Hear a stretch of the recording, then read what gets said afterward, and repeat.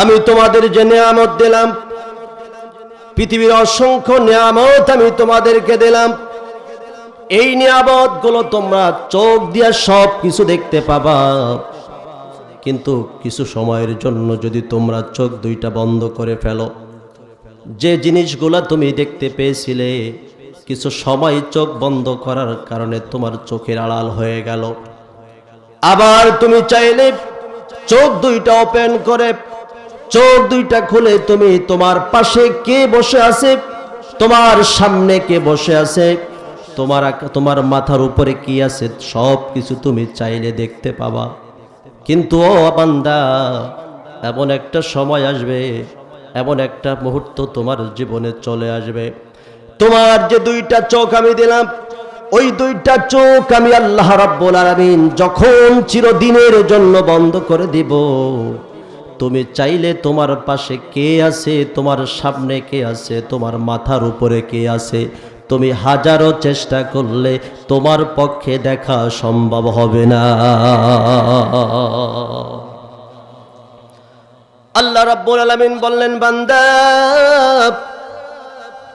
চোখ দুইটা বন্ধ করো, তুমি তোমার নিজেকে, তোমার আত্মাকে, তোমার কলবকে প্রশ্ন করো, তোমার রূহকে প্রশ্ন করো, রে কলব আমি চোখ দুইটা বন্ধ করলাম, এখন আমি আর কিছুই দেখতে পাই না।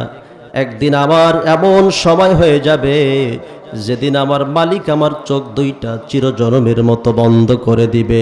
সেই দিন চোখ তোমাকে হাজারো খুলতে বললে তুমি আর সেদিন কথা শুনবা না। আপনার চোখ দুইটা যেদিন মালিক বন্ধ করে দিবে, আপনি যে ঘরের ভিতরে, প্রাসাদের ভিতরে, আপনার রাজপ্রাসাদের ভিতরে, সুন্দর বিল্ডিং এর ভিতরে, সুন্দর পালঙ্কের উপরে আপনি ঘুমাইছিলেন, আল্লাহ যেদিন আপনার চোখ দুইটা বন্ধ করে দিবে, ওই দিন আপনার দামি ঘর, দামি খাট, পালঙ্ক, দামি তোশকগুলা থেকে নিয়ে আপনার গায়ের ভিতরে যে পোশাকগুলো থাকবে, কত দামি দামি পোশাক আপনার গায়ে জড়ানো থাকবে, সবগুলো টেনে টেনে আপনার আপনজনেরা খুলে ফেলবে। সেদিন দামি পোশাক আপনার গায়ে রাখবে না। লক্ষ লক্ষ টাকা ব্যয় করে যে বাড়ি আপনি করলেন, ঘরের ভিতরে কত বাতি ফিট করলেন, কত লাইটিং করলেন, ফ্লোরে টাইলস দিয়ে দিলেন, ওয়ালে টাইলস দিয়ে দিলেন, কত ঝাড়বাতি আপনার ঘরের ভিতরে আপনি ফিট করে দিলেন, কিন্তু যেদিন ওই ঘরের ভিতর থেকে, আপনার দেহের ভিতর থেকে, আপনার বডি থেকে রূহটা বের হয়ে চলে যাবে, সেই দিন ওই সুন্দর ঘর থেকে টান দিয়ে আপনাকে বের করে নিয়ে উঠানে খালি খাটের উপরে আপনাকে শোয়ায় রাখবে, মাথার নিচে একটা বালিশ পর্যন্ত সেদিন আপনাকে দিবে না, ঠিক কিনা? সেদিন আপনি ঘর থেকে যখন আপনাকে টান দিয়ে বের করে নিয়ে আসা হবে, আপনি হাজারো চেষ্টা করলে সেদিন আপনার জবান দিয়ে একটা কথাও বের করতে পারবেন না, কারণ আপনার কথাটা যিনি বন্ধ করে দিয়েছেন তিনি কে? আরো জোরে বলেন, তিনি কে? কারণ সব ক্ষমতার মালিক, জোরে বলেন তো কে? আল্লাহ রাব্বুল আলামিন বললেন, পৃথিবীর মানুষের পক্ষে যেটা সম্ভব হয় না, পৃথিবীর মানুষের পক্ষে যে কাজটা করা সম্ভব হয় না, আমি আল্লাহ রাব্বুল আলামিন ওই কাজটা করার জন্য শক্তি প্রয়োগ করি না, ওই কাজটা করার জন্য বিশাল বাহিনী আমি আল্লাহ তাআলা নিয়োগ দেই না। আমি আল্লাহ রাব্বুল আলামিন কোনো কাজ, অসমাপ্ত কাজ যদি সমাপ্ত করতে চাই, আমি আল্লাহ সঙ্গে সঙ্গে বলি কুন ফায়াকুন, সঙ্গে সঙ্গে আমার আল্লাহর সেই কাজ হয়ে যায়। আল্লাহ রাব্বুল আলামিন বললেন, ইন্নাল্লাহা আলা কুল্লি শাইইন কাদির।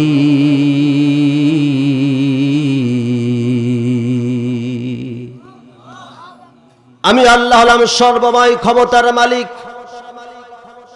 আমি আল্লাহ যা কিছু করতে চাই, আমি আল্লাহ যা কিছু ইচ্ছা পোষণ করি, আমি আল্লাহর পক্ষে সেই কাজ করতে কোনো প্রকার কষ্ট হয় না, অসাধ্য আমার জন্য কোনো কিছু হয় না। আমি আল্লাহ চাইলে সঙ্গে সঙ্গে আমার কাজগুলো সমাপ্ত করে সারি। জোরে বলেন আল্লাহু আকবার। এই জন্য আপনি আপনার মনকে বোঝেন, আরে মন, একটু আগে আমার চোখ দুইটা বন্ধ খোলা ছিল, আমি সব কিছু দেখেছি, এখন চোখ দুইটা বন্ধ করলাম, আমার পাশে কে বসা আছে আমি আর দেখতে পাই না, আমার সামনে কে বসা আমি দেখতে পাচ্ছি না, আমার মাথার উপরে কি আমি দেখি না, আমার সামনে বসে বসে কে আলোচনা করে আমি দেখতে পাই না রে মন। সেই দিন যখন চলে আসবে, যেদিন আমার চিরতরে আমার আল্লাহ তাআলা আমার চোখ দুইটা বন্ধ করে দিবে, ঘর থেকে তোরে নামায় নিয়ে আসবে, যে দামি পালঙ্কের উপরে মন তুই ঘুমাইলি, যে পালঙ্কের উপরে, যে দামি জাজিমের উপরে তুই ঘুমাইলি, যে প্রাসাদের ভিতরে মন তুই ঘুমাইলি, তোর ভিতর থেকে এই রুহটা বের হওয়ার সঙ্গে সঙ্গে তোর আপনজনেরা, তোর সন্তানেরা, আমার আত্মীয় স্বজনেরা, আমার স্ত্রী বলবে দ্রুত ঘর থেকে নামিয়ে নিয়ে যাও, আমার সন্তানেরা বলবে দ্রুত ঘর থেকে নামিয়ে নিয়ে যাও, আমার আপনজন কেউ আমার জন্য বাঁশবাগানে মাটি খনন করার জন্য চলে যাবে, এক গ্রুপ চলে যাবে ঝাড়ের বাঁশগুলো কাটার জন্য, আর এক গ্রুপ চলে যাবে পানি গরম করার জন্য, আবার কিছু লোক চলে যাবে গোসলের জন্য, কিছু লোক চলে যাবে কাপড়ের কাপড় কেনার জন্য, এক এক সেকশনে এক একজন চলে যাবে। আপনাকে যখন গোসল হয়ে যাবে, দাফনের জন্য প্রস্তুত করা হবে, 3 টুকরা সাদা কাপড়ের ভিতরে আপনাকে যখন প্যাকেট করা হবে, পায়ের কাছে একটি বান্ধন দিয়া দিবে, তখন আপনার মনকে প্রশ্ন করেন, রে মন, আমার পায়ের কাছে যখন বান্ধন দিয়া দিবে, ওই পা দিয়া কত দাম্ভিকতার সঙ্গে তুমি পথ চলেছো, লাফাই লাফাই তুমি পথ চলেছো, কত দ্রুত বেগে তুমি পথ অতিক্রম করেছো, আজকের পা তোমারে নড়াচড়া করার কোনো ক্ষমতা নেই। ও পা, তোমারে আজকের কথা বলা, আজকের তোমার কোনো শক্তি নাই, আজকের তোমার কোনো শক্তি নাই। মাজার কাছে যখন একটা বান্ধন দিয়া দিবে, মাজাকে প্রশ্ন করেন, রে মাজারে, এতদিন তোমার বড় শক্তি ছিল, কোমরে খুব শক্তি ছিল, তুমি কত কিছু করলা, আজকের তোমার ভিতর থেকে রুহটা চলে যাওয়ার কারণে, তোমার চোখ দুইটা বন্ধ হয়ে যাওয়ার কারণে, ও মাজা, তোমারও আজকের কোনো শক্তি নাই, নড়াচড়া করার কোনো শক্তি নাই। মাথার কাছে যখন বান্ধন দিয়া দিবে, তখন ওই মাথা, যে মাথা খাটিয়ে খাটিয়ে আপনি এত কিছু করলেন, টাকা পয়সা গাড়ি বাড়ি এত কিছু করলেন, ব্যবসা বাণিজ্য করলেন, এই মাথা আর সেদিন কাজ করবে না। যখন আপনাকে প্যাকেট করে জানাজার জন্য প্রস্তুত করা হবে, কত আপনজন আপনার পাশে থাকবে, সবাইকে আপনি দেখতে পাবেন, কথা বলার কোনো ক্ষমতা থাকবে না, ঠিক কিনা? জোরে কোন ঠিক কিনা? ও আল্লাহর গোলাম, এত কিছু নিজের কাছে প্রশ্ন করার পরেও আজকের যারাও জান্নাতের বাগানে আসতে পারলো না, এদের কপাল খারাপ না ভালো? জোরে বলেন, খারাপ না ভালো? জান্নাতে যায় মুমিন না মুনাফিক? জান্নাতে যায় কাফের না মুমিন? তাহলে বুঝতে হবে, আজকের যারা জান্নাতের বাগানে এসেছে, আল্লাহ যেন তাদেরকে মুমিনের দপ্তরে নামটা লিখে দিয়েছে, ঠিক কিনা?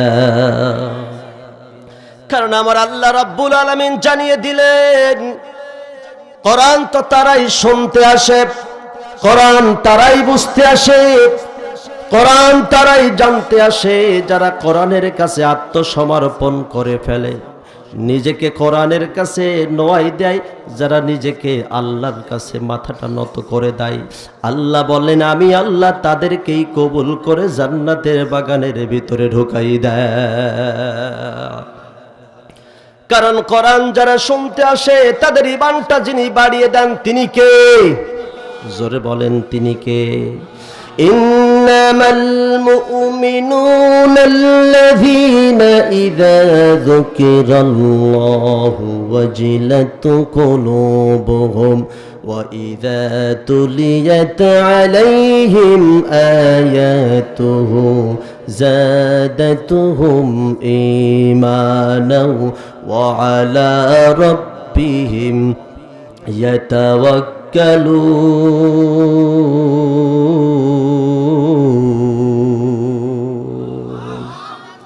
আল্লাহ রাব্বুল আলামিন বললেন,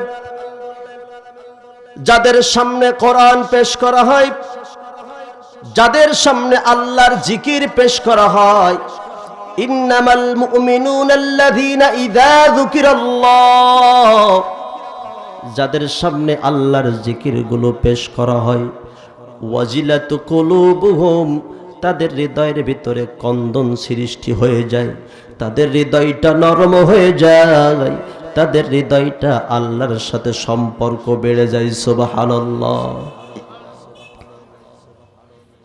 وَإِذَا تُلِيَتْ عَلَيْهِمْ آيَاتُهُ زَادَتْهُمْ إِيمَانًا وَعَلَى رَبِّهِمْ يَتَوَكَّلُونَ, আর যখন তাদের সামনে আল্লাহর আয়াতগুলো পেশ করা হয়, আল্লাহর আয়াতগুলো যখন তাদের সামনে পেশ করা হয়, আল্লাহ বললেন তাদের ঈমানটা বৃদ্ধি পেয়ে যায়। সুবহানাল্লাহ। তাহলে ঈমান যদি বৃদ্ধি পায়, বুঝতে হবে ওই মানুষগুলাকে আল্লাহ তাআলা ঈমানদারদের দপ্তরে নামটা লিখিয়েছে। ঠিক ও আল্লাহর গোলাম,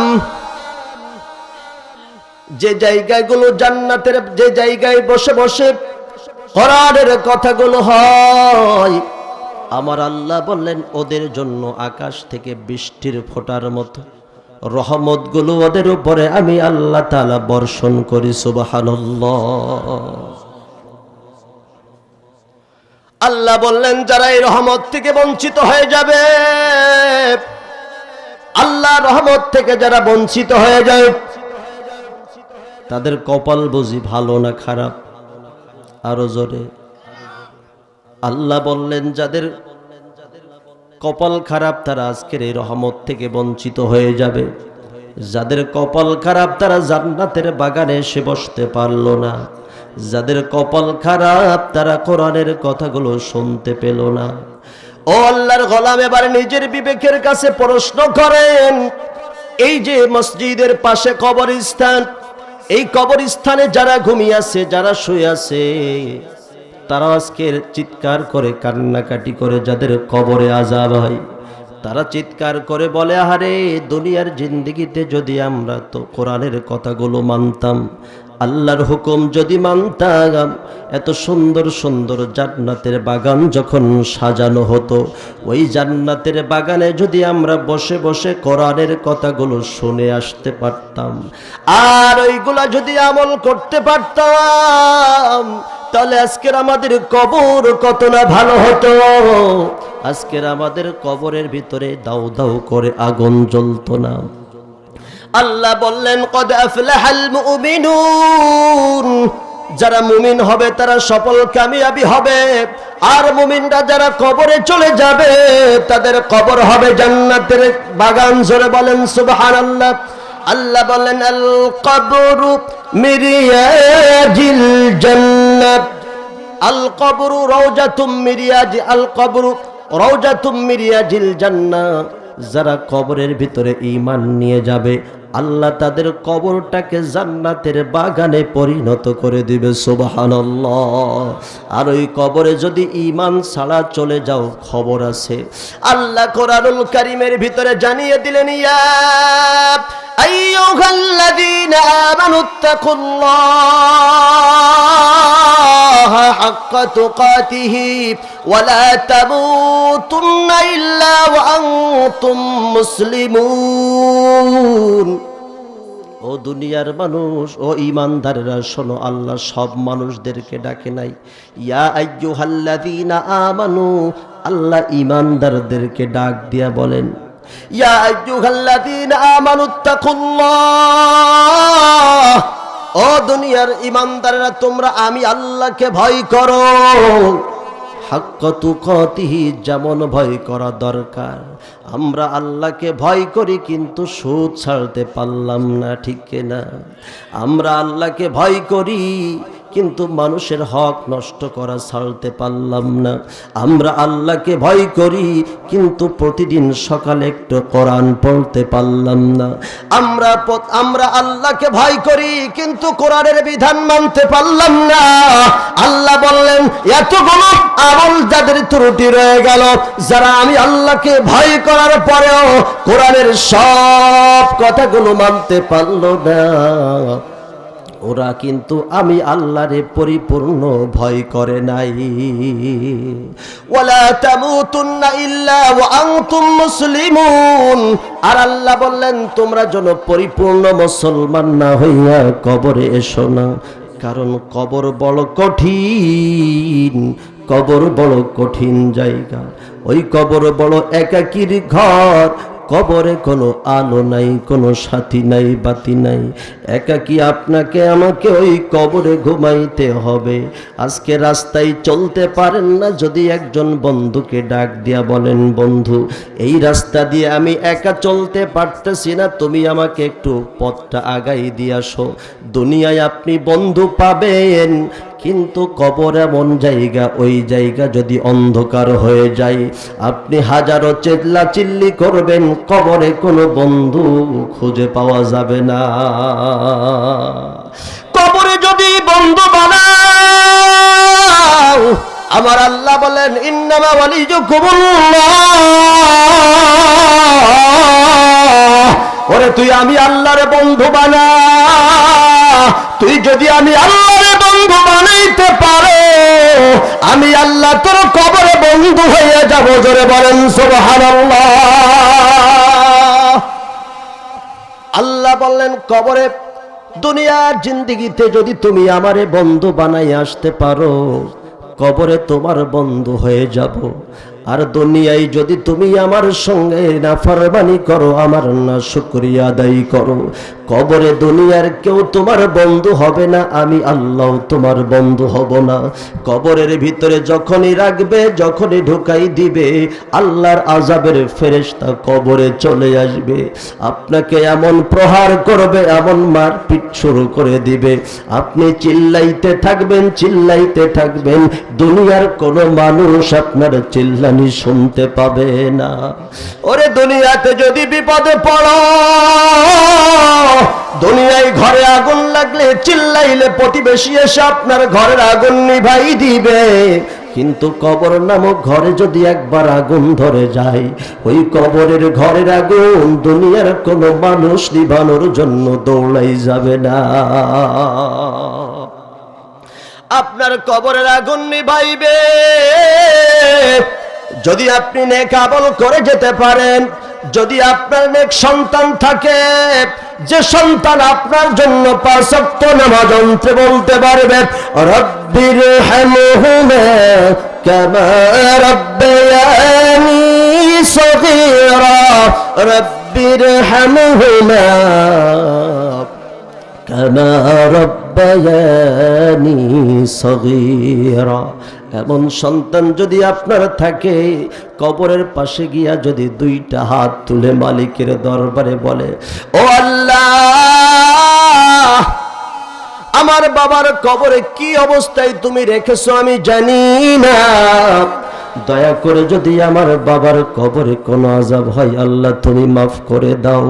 আমার আল্লাহ বললেন, নেক সন্তান যদি বাবা মার জন্য 2 হাত তুলে আমি মাওলার দরবারে দরখাস্ত করে ফেলে, ওই সন্তানের চোখের পানি নাকের ডগায় আসার আগে আমি আল্লাহ পিতা মাতার জীবনের সব গুনাহ মাফ করে দাও। আমার আল্লাহ এর জন্য বললেন, মুমিনেরা সকল জায়গায় সফল, মুমিনেরা সব জায়গায় সফল, দুনিয়ায় সফল, কবরে সফল, আখিরাতে সফল। মিজানে সফল, ফুলসিরাতে সফল। মুমিনদেরকে আল্লাহ তাআলা সব জায়গায় ইজ্জত দান করেন, জোরে বলেন সুবহানাল্লাহ। আর বেঈমান, মুনাফিক, কাফের, নাস্তিক যারা থাকবে আল্লাহ তাআলা দুনিয়ায় তাদের অপমানিত করবে, কবরেও ফেরেশতা অপমানিত করবে, হাসরে মিজানে সব জায়গায় আল্লাহ তাদেরকে অপমান করবে, ঠিক কিনা? এই জন্য আমার আল্লাহ ডাক দিয়ে বলেন, দুনিয়ার মানুষেরা শোনো, তোমরা অন্যায় করেছো, ভুল করেছো, অপরাধ করেছো, আমি আল্লাহর কাছে যদি তওবা করে ফিরে আসতে পারো, আমি আল্লাহ তোমাদের গুনাহ মাফ করে দেয়। আমার আল্লাহ যদি ওমরের মতো মানুষরেও মাফ করে দেয়, ওমর কোরআনের কাছে আত্মসমর্পণ করার কারণে ওমরকে যদি আমার আল্লাহ মাফ করে দিতে পারে, তাহলে আমরাও যদি আল্লাহর কাছে মাপ চাই, আমার আল্লাহ মাফ করবে কিনা? সরে বলেন, করবে? কথা কয় না। আল্লাহ কি মাফ করতে পারে? জোরে বলেন না কেন, পারে? ওমরকে মাফ করে নাই? তাহলে ওমরকে যদি আল্লাহ মাফ করে, তাহলে আমাদেরকেও তো করতে পারে, ঠিক কিনা? আল্লাহ মাফ করবে যদি তওবা করেন। ইয়া আইয়ুহাল্লাযীনা আমানু তুবু ইলাল্লাহি তাওবাতান নাসুহা। আমার আল্লাহ ডাক দিয়ে বলেন, ইমানদারেরা তোমরা যদি উত্তম তওবা করতে পারো, তওবা করে যদি পরিপূর্ণভাবে ফিরে আসতে পারো, আমি আল্লাহ তোমাদেরকে মাফ করে দেই। সুবহানাল্লাহ। ছোট্ট একটা ঘটনা মনে পড়ে গেল। আল্লাহর নবীজির জলিলুল কদর সাহাবী সাইদ ইবনে আব্দুর রহমান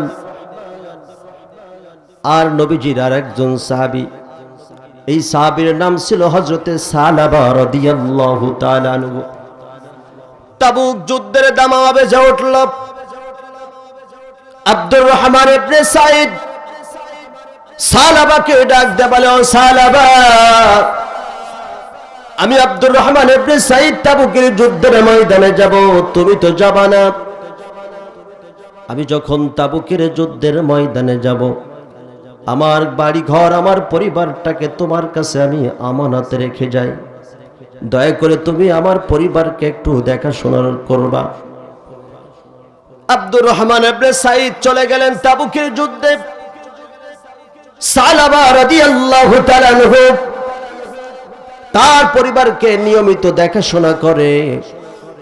এক পর্যায়ে একদিন সন্ধ্যাবেলায় সালাবা যখন আব্দুর রহমান ইবনে সাইদের বাড়িতে গেলেন, যাওয়ার পরে তার ঘরের জানালার পর্দা সরে গেছে। ঘরের ভিতরে তার সাইদের একটি সুন্দর স্ত্রী ঘরের ভিতরে রয়েছে। অপরূপ সুন্দরী স্ত্রী সালাবা স্ত্রীকে এক পলক দেখে ফেলেছে। সালাবা যখন আব্দুর রহমান ইবনে সাইদের স্ত্রীকে দেখে ফেলল, সালাবার মনের ভিতরে লালসা জেগে গেল, তার মনের ভিতরে খায়েশ জাগলো। আজকের এই বাড়িতে কেউ নাই, আমি একা এই বাড়িতে কেউ নাই। এত সুন্দর একজন নারী, এত সুন্দর একজন মেয়ে আমার কাছে আমানত রেখে চলে গেছে। আজকের আমি কি যা করব দুনিয়ার কেউ দেখতে পাবে না, আমার জন্য উন্মুক্ত। সালাবা আস্তে করে ঘরের দরজা খুলে ঘরের ভিতরে প্রবেশ করলেন। আব্দুর রহমান ইবনে সাইদের স্ত্রীর হাত এটে ধরলেন, খপ করে ধরে ফেললেন।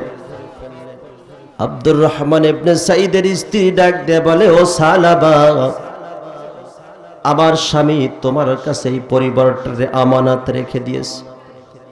আজকের এই ঘরের ভিতরে কেউ নাই, কেউ আজকের দেখতেছে না। তুমি যদি আমার সঙ্গে বেঈমানি করো, তুমি যদি আমার সঙ্গে তোমার মনের বাসনা পূরণ করো, দুনিয়ার কেউ দেখবে না, কিন্তু একজন দেখবে। সেই একজনকে জোরে কোন, সেই একজনকে। ও সালাবা, দুনিয়ার কেউ দেখবে না, কিন্তু আমার আল্লাহ দেখবে। ইত্তাকুল্লাহ, তুমি আল্লাহকে ভয় করো। যে আল্লাহ তোমারে বানাইলো সেই আল্লাহরে ভয় করো। দুনিয়ার কেউ দেখবে না কিন্তু যাবে না। আল্লাহু সামিউম বাসীর, আমার আল্লাহ সব কিছু দেখে। আল্লাহু সামিউন আলিম, আমার আল্লাহ সব কিছু শোনে রে সালাবা। নবীর যুগের মেয়ে আর আমাদের বর্তমান বাংলাদেশের মেয়ে এক নাকি? জোরে কন। এইরকম সুযোগ যদি পায় বাংলাদেশের প্রবাসীদের স্ত্রীরা, অবস্থা ভালো হবে না খারাপ হবে? জোরে কন না কেন? একটা গল্প বলি ছোট্ট করে। পেপারে দেখেছিলাম অনেক আগে, পত্রিকায় দেখেছিলাম, আমাদের সমাজে বিয়ে হয় না? হয়। কথা বলবেন হয়? বিয়ে বাড়িতে যুবক যুবতীদের আড্ডা হয়। এক যুবক এক মেয়ের হাত এঁটে ধরছে। ধরার পরে অনেক লোকজন আছে গ্যাদারিং এর ভিতরে, তখন ওই যুবতী চিল্লাচ্ছে, তুমি আমারে ছেড়ে দাও, তুমি আমারে ছেড়ে দাও, মানুষ দেখলে কি বলবে, তুমি আমারে ছেড়ে দাও, আমার হাত ধরো না। কিন্তু যুবক হাত ছাড়ে নাই, কৌশলে তারা একেবারে একটি নিরাপদ জায়গায় নিয়ে চলে গেছে। কোথায় নিয়ে গেছে? একটি নিরিবিলি জায়গায় নিয়ে চলে গেছে। যখন নিরিবিলি জায়গায় চলে গেছে তখন মেয়ে আর কোনো কথা বলে না। যুবক প্রশ্ন করে, একটু আগে তো তুমি চিল্লাচ্ছিলে আমার হাত ছেড়ে দাও, মানুষ দেখলে খারাপ বলবে, মানুষ দেখলে বলবেটা কি, এখন তো এই নিরিবিলি জায়গায় একাকি আসলাম, কই তুমি তো আজ চিল্লাও না। কয় ওই সময় না চিল্লাইলে কি নিরিবিলি জায়গায় আনতে? ঠিক না? ওই সময় যদি না চিল্লাইতাম তাহলে কি তুমি আমার নিরিবিলি জায়গায় আনতে? আব্দুর রহমান ইবনে সাইদের স্ত্রী সালাবাকে ডাকতে বলো, সালাবা, এই ঘরের ভিতরে দুনিয়ার কেউ দেখবে না, কেউ শুনবে না, আমার আর্তনাদ দুনিয়ার কেউ শুনবে না, তোমার এই অপকর্ম দুনিয়ার কেউ দেখবে না, কিন্তু আমার মালিকের চোখ ফাঁকি দেওয়া যাবে না। সালাবা সেখান থেকে ফিরে আসলেন। সালাবা ফিরে আসলেন, চলে গেলেন হযরতে আলী রাদিয়াল্লাহু তাআলা আনহুর দরবারে। আলীকে ডাক দে বলে, আলী, ও আলী, আব্দুর রহমান ইবনে সাইদের স্ত্রীকে, তার পরিবারকে আমার কাছে আমানত রেখে চলে গেছে, কিন্তু আমি তার পরিবারের সঙ্গে, তার স্ত্রীর সঙ্গে এই ব্যবহার করেছি। ও আলী, বলো আমার জন্য কি তওবার দরজা খোলা আছে নাকি? আলী বললেন, ও সালাবা, তুমি যে কাজ করেছো এর জন্য তোমার কোনো ক্ষমা নাই। চলে গেলেন ওমরের দরবারে, ওমরও তাকে তাড়িয়ে দিলেন। চলে গেলেন উসমানের দরবারে, উসমান তাকে তাড়িয়ে দিলেন। আবু বকরের দরবারে গেলেন, আবু বকরও তাড়িয়ে দিলেন। সালাবা এবার চিন্তা করলেন, সবাই আমাকে তাড়িয়ে দিল, কিন্তু বিশ্বনবী জনাব মুহাম্মদুর রাসূলুল্লাহ সাল্লাল্লাহু আলাইহি ওয়াসাল্লামের দরবারে যদি যায়, নবীজি যদি আমার জন্য দোয়া করে দেয়, নিশ্চয়ই আমার আল্লাহ আমারে মাফ করে দিবে। জোরে বলেন সুবহানাল্লাহ। হযরত সালাবা বুক ভরা আশা নিয়ে বিশ্ব নবীজির দরবারে গিয়া বললেন, ইয়া রাসূলুল্লাহ, ইয়া হাবিবাল্লাহ, আমি সালাবা এত বড় অপরাধ করেছি, আমার জন্য আল্লাহর দরবারে কি কোনো তওবার দরজা খোলা আছে নাকি? আল্লাহর নবীও তাকে তাড়িয়ে দিলেন, আল্লাহর নবীও তাকে তাড়িয়ে দিলেন। সালাবা এবার আকাশের দিকে হাত দুইটা উঁচু করে দিয়ে বলে, মালিক, সর্বশেষ জায়গা আসলাম বিশ্ব নবীজির দরবারে, নবীজিও আমাকে তাড়িয়ে দিল, তার মানে নবীজি যখন আমার জন্য দোয়া করলো না, আমার জন্য তোমার জাহান্নাম অবধারিত, তোমার জাহান্নাম অবধারিত। সালাবা চলে গেলেন, বাড়িতে চলে গেলেন। সালাবার স্ত্রী নাই, একটা মাত্র কন্যা সন্তান, নাম তার খানসানা। খানসানাকে ডাকতে বলো, খানসানা, ও ইয়াতিম মেয়ে আমার, আমি যে অপরাধ করেছি, আমি যে অন্যায় করেছি, আমি আসামি হয়ে গেছি। আসামির হাত খোলা থাকলে মানাই না। ও খানসারা রে, তুমি আমার হাত দুইটা পিছন দিক দিয়া বেঁধে ফেলো, কারণ আসামির হাত খোলা থাকবে এটা মানাই না, তুমি আমার হাত দুইটা বেঁধে ফেলো। সালাবার কন্যা খানসানা দুইটা হাত পিছনের দিক দিয়া বেঁধে ফেললেন। আর সালাবা এবার বাড়ি থেকে বের হয়ে চলে গেলেন।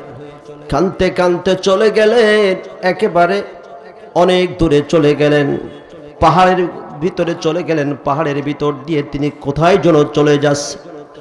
এমন সময় অনেক দূরে চলে যাওয়ার পরে সালাবা প্রতিনিয়ত সন্ধ্যা যখন ঘনিয়ে আসে, একটি পাহাড়ের পদদেশে সেজদায় পড়ে মালিকের দরবারে তওবা করতে থাকে। সুবহানাল্লাহ। যখন সালাবা চলে আসলো, আল্লাহ রাব্বুল আলামিন জিবরাইলকে পাঠিয়ে দিয়ে বলে, জিবরাইল, আমার হাবিবকে আমার কথা জানিয়ে দাও, আমার হাবিবকে বলে দাও সালাবাকে যিনি বানিয়েছেন তিনি কে? জিবরাইল এসে নবীর কাছে প্রশ্ন করলেন, ইয়া রাসূলুল্লাহ, ইয়া হাবিবাল্লাহ, সালাবার মালিক কি আপনি না আল্লাহ? জোরে কর, আরো জোরে। আল্লাহর নবী বললেন, সালাবার মালিক আল্লাহ। আল্লাহর নবী জিবরাইল প্রশ্ন করলেন, ইয়া রাসূলুল্লাহ, সালাবার রিজিকের ব্যবস্থা কে করেন? আল্লাহর নবী বললেন, সালাবার রিজিকের ব্যবস্থা আল্লাহ করেন। জিবরাইল বললেন, ইয়া রাসূলুল্লাহ, আকাশের মালিক কে? আল্লাহর নবী বললেন, আল্লাহ। জমিনের মালিক কে? আল্লাহ। চন্দ্রের মালিক কে? আল্লাহ। সূর্যের মালিক কে? আল্লাহ। সব কিছুর মালিক যদি আল্লাহ হবে, ক্ষমা করার মালিক কে? জিবরাইল বলেন, ইয়া রাসূলুল্লাহ, ইয়া হাবিবাল্লাহ, সালাবা অন্যায় করেছে, অপরাধ করেছে। সালাবা আমার আল্লাহর দরবারে যে তওবা করেছে, এই তওবা যদি মদিনার সব গুনাহগারের মাঝে বন্টন করে দেওয়া হয়, আল্লাহ মদিনার সব গুনাহগারদেরকে মাফ করে দিবে। সালাবার এত তওবা আমার আল্লাহ রাব্বুল আলামিন কবুল করে নিয়েছেন। আল্লাহর নবী সাহাবীদেরকে ডাক দিয়ে বলেন, ও আমার সাহাবীরা, সালাবা কোথায় আছে? সালাবাকে খোঁজ করে নিয়ে আসো। হযরত আলী চলে গেলেন, আর একজন সাহাবীকে নিয়ে আলী রওনা করলেন। যেতে যেতে অনেক দূরে চলে গেলেন। মদিনার কিছু কৃষক কাজ করে জমিনে, তাদের কাছে প্রশ্ন করে, ও কৃষকেরা, ও আল্লাহর বান্দারা, এই পথ দিয়ে কি কোনো যুবককে তোমরা যেতে দেখেছো নাকি? কৃষকেরা বলে, তোমরা কোন যুবককে খোঁজো?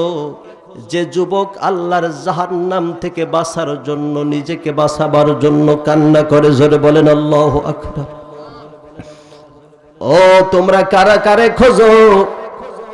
যে যুবকটা জাহান্নামের ভয়ে নিজেকে আড়াল করার জন্য, জাহান্নাম থেকে বাঁচার জন্য নিজেকে সদা ব্যস্ত রাখে। আলী বললেন, হ্যাঁ, আমরা সেই যুবককে খুঁজি। কৃষকেরা বলল, তোমাদের পরিচয় জানি না, তোমাদেরকে চিনি না, তোমরা কারা তাও জানি না, তোমরা কোন যুবককে খোঁজো সেটাও জানি না। তবে প্রতিদিন সন্ধ্যা যখন হয়ে যায়, এই পাহাড়ের পদদেশে ওই গাছের নিচে একজন যুবক সেজদায় পড়ে আমার মালিকের দরবারে জাহান্নামের আগুন থেকে বাঁচার জন্য আর্তনাদ করে। জোরে বলেন আল্লাহু আকবার। হযরত আলী বললেন, আমরা তো এরকম যুবককেই খুঁজি। বলল, তোমরা যদি সেই যুবককে খুঁজতে চাও, তোমরা যদি সেই যুবকের সন্ধান পেতে চাও, তাহলে সারাদিন অপেক্ষা করলেও পাবা না। যখন মসজিদে মাগরিবের আজান হয়ে যাবে, সন্ধ্যা ঘনিয়ে আসবে, প্রতিদিন সন্ধ্যার সময় সন্ধ্যা যখন ঘনিয়ে যায় তখন যুবককে দেখা যায়।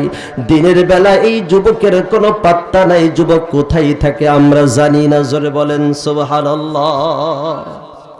হযরত আলী অপেক্ষা করলেন, সন্ধ্যা যখন হয়ে গেল হঠাৎ করে তাকিয়ে দেখে ওই কৃষকদের কথা মতো সেই যুবক সেজদায় পড়ে, গাছের নিচে সেজদায় পড়ে জাহান্নামের আগুন থেকে বাঁচার জন্য নিজেকে ছোট করে আল্লাহর দরবারে কান্না করে আর বলে, মালিক,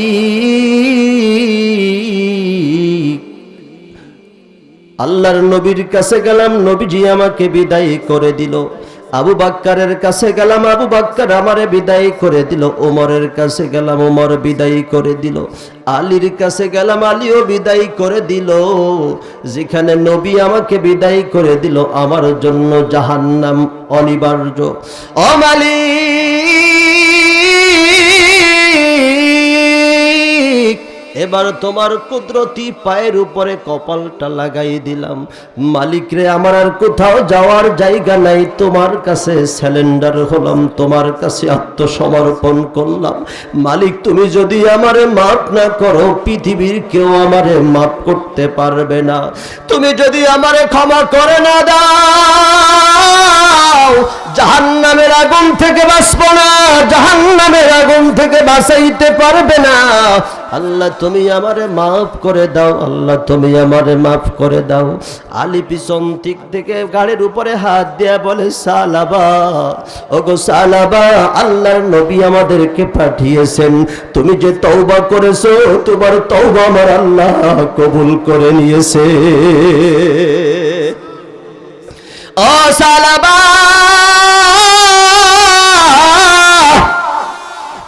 বিশ্ব নবী আমাদেরকে পাঠিয়েছে, আল্লাহ জিবরাইলের মাধ্যমে জানিয়ে দিছে, আমার আল্লাহ তোমারে মাফ করে দিছে রে সালাবা। বিশ্ব নবী তোমাকে ডেকে পাঠিয়েছে, সালাবা চলো আমাদের সঙ্গে বিশ্ব নবীজির দরবারে। সালাবাকে নিয়ে আলী রাতের বেলায় রওনা করলেন। যেতে যেতে রাত পার হয়ে গেল। মসজিদে নববীতে বেলাল আজান দিয়া দিলেন, নবীজি নামাজে দাঁড়িয়ে গেলেন। নবীজি আমার নামাজে দাঁড়িয়ে সূরা ফাতিহা শেষ করে কোরআনুল কারীমের ছোট্ট একটা সূরা তেলাওয়াত করতে শুরু করলেন। আল্লাকুমুত তাকাসুর হাত্তা যুরতুমুল মাকাবির কাল্লা সাউফা তা'লামুন সুম্মা কাল্লা সাউফা তা'লামুন। জোরে বলেন আল্লাহু আকবার। বিশ্বনবী আবার যখন সূরা তাকাসুর পড়ে, সাহাবার নিজেকে কন্ট্রোল করতে পারে না। এক পর্যায়ে সাহাবা বেহুশ হয়ে জমিনের সঙ্গে পড়ে গেল। নামাজ শেষ হয়ে গেল। আল্লাহর নবী সাহাবীদেরকে বললেন, ও আমার সাহাবীরা, সাহাবার মাথার ভিতরে পানি দাও, তার চোখে মুখে পানি দাও। তার চোখে মুখে পানি দেওয়া হলো, তার মাথায় পানি দেওয়া হলো। হযরতে ওমর বললেন, হযরতে আলী বললেন, আমি যখন সাহাবার মুখের কাছে কানটা লাগাই দিলাম, কানটা লাগাই দিয়ে দেখি আল্লাহর নবীর সাহাবা দুনিয়াতে আর বেঁচে নাই। জোরে বলেন আল্লাহু আকবার। আলী ডাক দে বলে, ইয়া রাসূলুল্লাহ,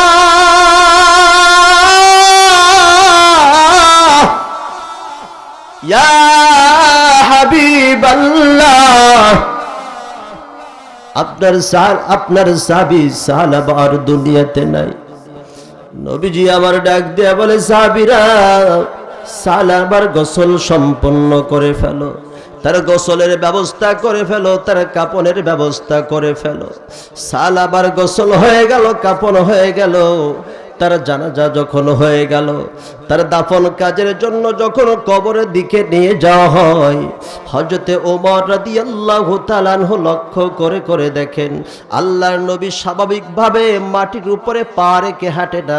নবীজি আমার দুইটা পায়ের বুড়ো আঙ্গুলের উপরে ভর করে করে সাহাবার কবরের দিকে যায়। জোরে বলেন আল্লাহু আকবার। নামাজ জানাজা শেষ হয়ে গেল, দাফন শেষ হয়ে গেল। আল্লাহর নবীর সাহাবী ওমর বিশ্ব নবীকে ডাক দিয়ে বলেন, ইয়া রাসূলুল্লাহ, ইয়া হাবিবাল্লাহ, ইয়া রাসূলুল্লাহ, ইয়া হাবিবাল্লাহ, এমন দৃশ্য তো আগে কখনো কোনো জানাজায় আমি আপনাকে দেখি নাই। ইয়া রাসূলুল্লাহ, আপনি যখন সাহাবার জানাজা শেষ করে দাফনের জন্য কবরের দিকে রওনা করলেন, ইয়া রাসূলুল্লাহ, আমি লক্ষ্য করে দেখলাম আপনি শুধু বুড়ো আঙ্গুলের উপরে ভর করে করে হাঁটতেছেন। এমন দৃশ্য তো আমি উমর কখনো দেখি নাই। আল্লাহর নবী জবাব দেয়, উমর, আমার সাহাবা এত তওবা করেছে, আমার সাহাবাকে আমার আল্লাহ মাফ করে দিয়েছে। শুধু মাফ করে দেয় নাই, শুধু মাফ করে দেয় নাই, আমার সাহাবার দাফন কাজের ভিতরে আল্লাহ রাব্বুল আলামিন আকাশ থেকে এত বেশি ফেরেশতা নাজিল করে দিয়েছিল, আমি নবী পা ফেলার জায়গা ছিল না, বুড়ো আঙ্গুলের উপরে ভর করে করে হাঁটতেছিলাম। এই জন্য আমার আল্লাহ ডাক দিয়ে বলেন, কদ আফলাহাল মুমিনুন,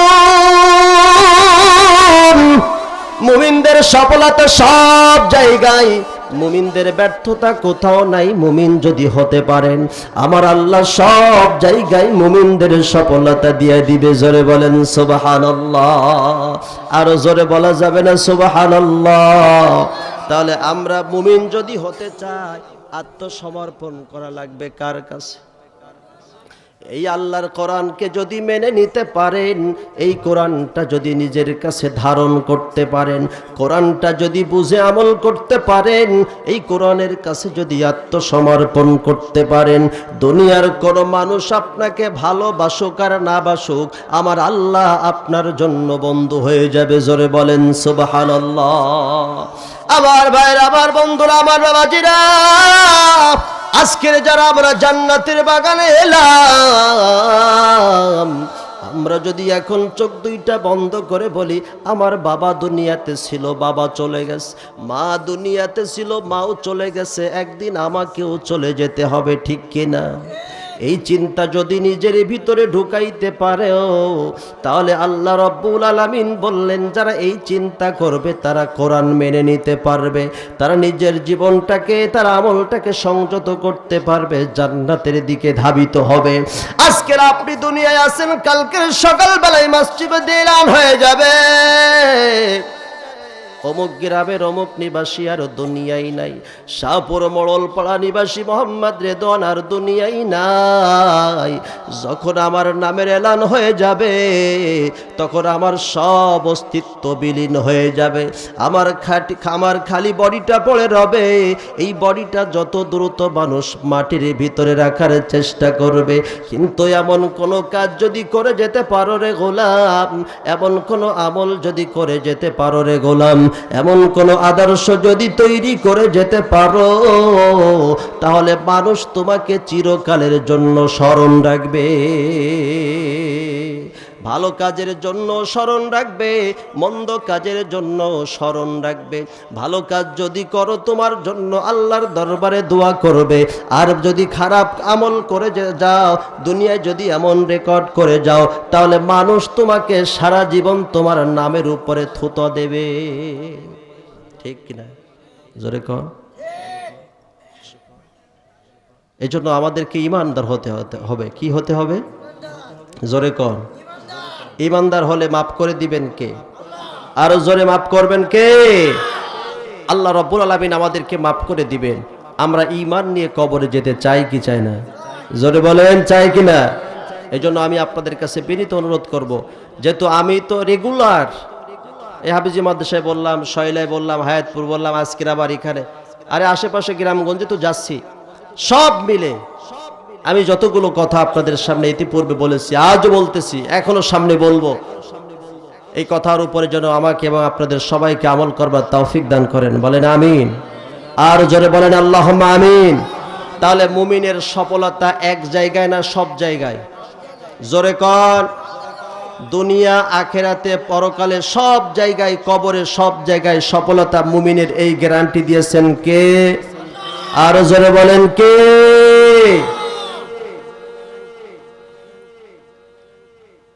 তাহলে আমরা তওবা করব কার কাছে? আল্লাহর কাছে তওবা করবেন আর মাফ করবে দুনিয়ার মানুষ না? হ্যাঁ, কে মাফ করবে? তওবা করবেন যার কাছে, মাফ করবে তিনি। তওবা করবেন আল্লাহর কাছে, আল্লাহ মাফ করলো না, দুনিয়ার মানুষ বলল যা তোরে আমি মাফ করে দিলাম, মাফ হবে বুঝি নাকি? আল্লাহর নবীর কথা তাই শুনে নাই আল্লাহ তাআলা। ও নবী, তুমি দোয়া করতেছো, ও তো মানুষের হক নষ্ট করেছে, তোমার দোয়া আজকের জন্য কবুল হবে না, ঠিক কিনা? এজন্য আমরা আমাদের জীবনটাকে কোরআন দিয়ে সাজাবো। কি দিয়ে সাজাবো? জোরে বলেন, কোরআন দিয়ে সাজাবো। আর বিশেষ করে যদিও আজকের আমার মূল বিষয়টা ছিল, আমি আজকের বলতে চেয়েছিলাম আমার মা বোনদের বিষয়ে অনেক কথা, তো আজকের আমি সময় যেহেতু পাবো না, অল্প সময় একেবারে, আমি 10টার ভিতরে ক্লোজ করার চিন্তা ভাবনা করেই মঞ্চে উঠেছি। কারণ আজকের মঞ্চে যিনি প্রধান বক্তা, আমাদের এই এলাকায় তিনি আসেন নাই আগে কখনো। কোনো কথা বলেন না, কোনো কথা বলেন না, মাথাটা নিচু করে বসে আছে। আল্লাহর নবী বলে, আলকাবার মা, দুনিয়ায় এত বড় নিষ্ঠুর মা তো কখনো দেখি নাই। দুনিয়ার সবাই ফেলে দিতে পারে, মা জননী ফেলে দিতে পারে না। সবাই সন্তানকে ভুলে যেতে পারে, মা কখনো সন্তানকে ভুলে যেতে পারে না। সন্তান যদি বাক প্রতিবন্ধী হয়, তাও মায়ের কাছে অন্য ভালো সন্তানের মতো। সন্তানের হাত যদি একটা না থাকে, পা যদি একটা না থাকে, চোখ যদি দুইটা অন্ধ হয়ে যায়, ওই অন্ধ সন্তানকেও মা যে চোখে দেখে, একজন ভালো সন্তানকেও মা একই চোখে দেখে, ঠিক কিনা? জোরে কোন ঠিক কিনা? আল্লাহর নবী আলকামার মাকে ডাক দে বলে, ও আলকামার মা,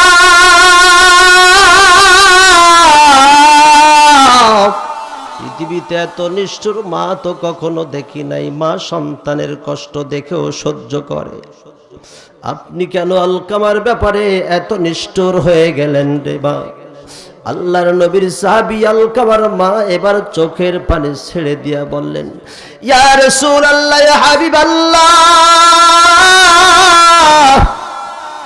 আমার জানা মতে আমার আলকামা কোরআনের কোনো বিধানকে অমান্য করে নাই। আমার আলকামার নামাজের কোনো ত্রুটি হয় নাই, রোজার কোনো ত্রুটি হয় নাই। আমার আলকামার দিন সম্পর্কে তার কোনো অবহেলা ছিল না।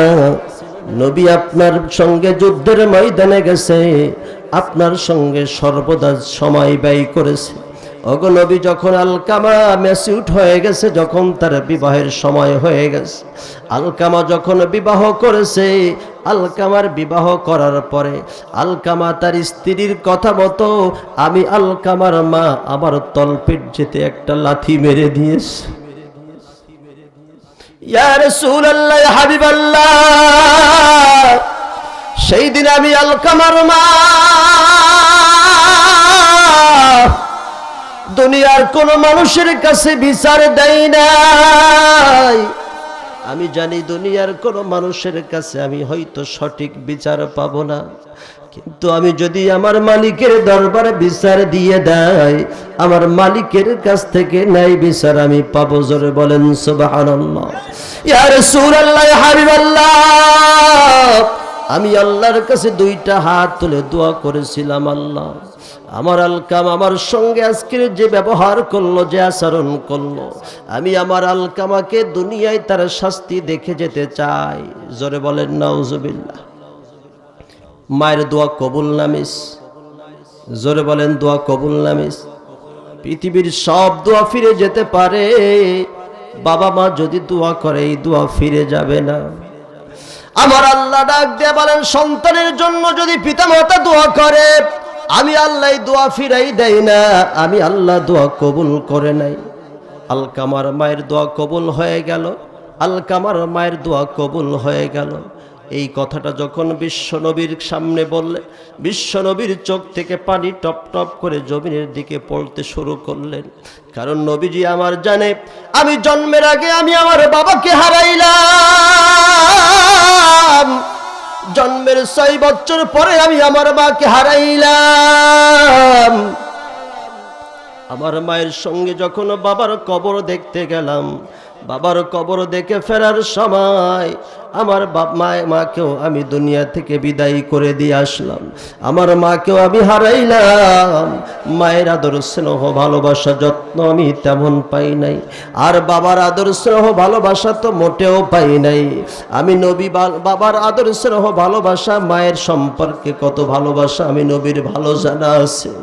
ও আবু ও আলকাবা, আমি আমার মাকে সেবা করতে পারলাম না, বাবাকে না দেখে তাকেও খেদমত করতে পারলাম না। আর তুমি তোমার বাবা মাকে পাইয়া তুমি তোমার মাকে সেবা করতে পারলে না। হুমা জান্নাতুকা ওয়া নারুকা, পিতামাতা তোমার জন্য জান্নাত, পিতামাতা তোমার জন্য জাহান্নাম। এই বাবা মাকে পাইয়া যারা জান্নাত কামাই করতে পারলো না, তাদের মতো হতভাগা, তাদের মতো কপাল পোড়া আল্লাহর জমিনে দ্বিতীয় আর হতে পারে না। ঠিক কিনা?